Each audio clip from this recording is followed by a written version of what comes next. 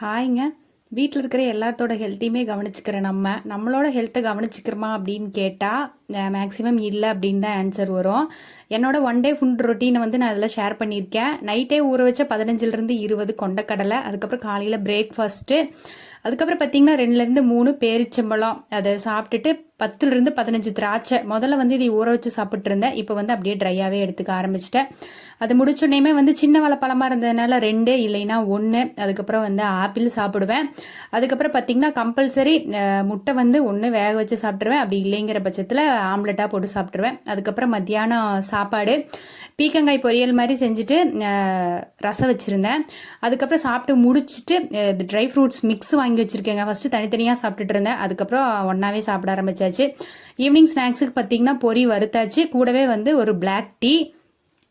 Night டின்னருக்கு வந்து onion uttapam and தேங்காய் சட்னி. அவ்வளோதாங்க. பா.